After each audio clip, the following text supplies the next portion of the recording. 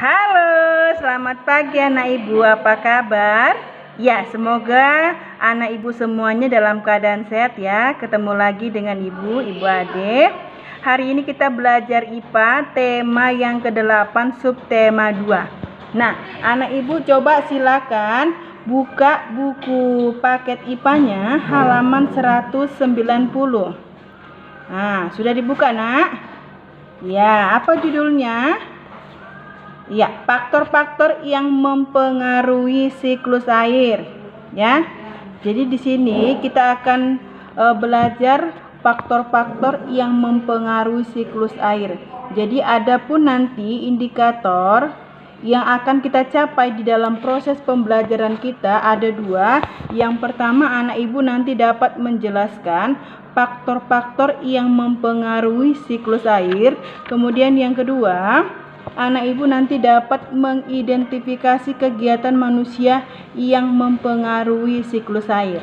Nah, kemarin kita sudah bahas ya apa itu siklus air ataupun daur air ya. Ada 3 tahapan besar. Yang pertama itu ada penguapan, kemudian ada kondensasi, dan terakhir itu ada presipitasi atau jatuhnya air ke permukaan bumi.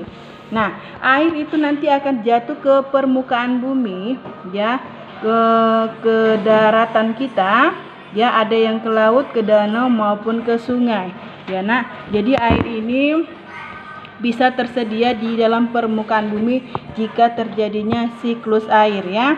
Jadi ada yang mempengaruhi faktor-faktor daripada siklus air tersebut. Apa saja itu, Bu? Yang pertama nanti ada faktor alam ya. Karena air jatuh ke permukaan bumi ya, berarti nanti air itu akan diserap ke tanah, itu yang disebut sebagai infiltrasi. Nah, air tanah ini ya nanti ada beberapa faktor yang mempengaruhi. Yang pertama ada curah hujan yang tinggi.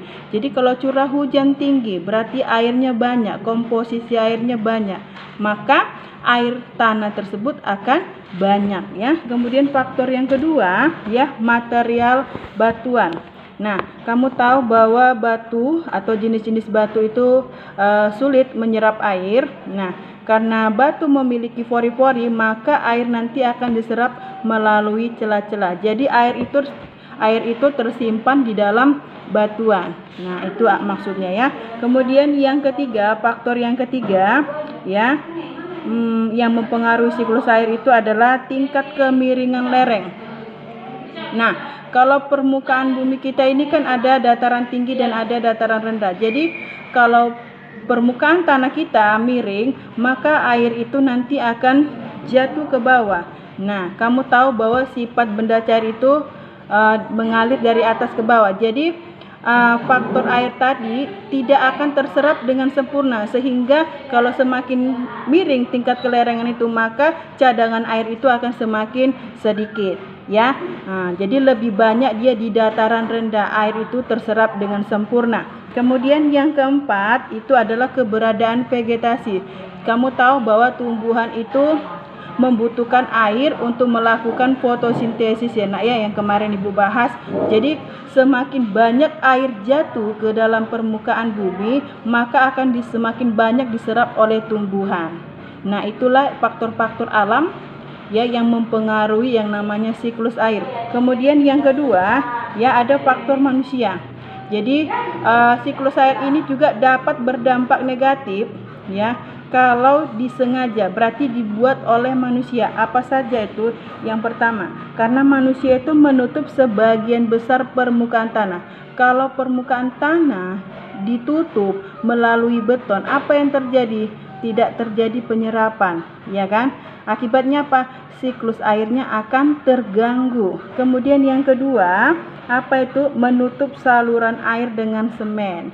Ya, banyak di tempat kita, di lingkungan kita ya, itu ditutup saluran airnya dengan semen.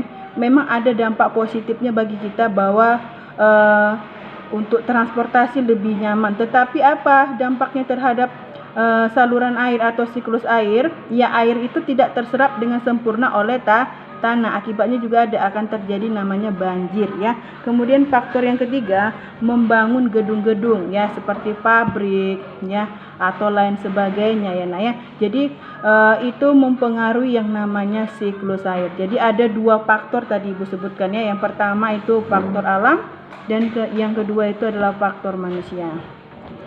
Oke, cukup sekian penjelasan Ibu. Jika nanti anak Ibu belum paham, boleh ditanyakan kepada Ibu melalui WA pribadi Ibu ya. Nah, cukup sekian materi kita. Ibu ucapkan terima kasih. Selamat pagi, salam sehat, namo buddhaya.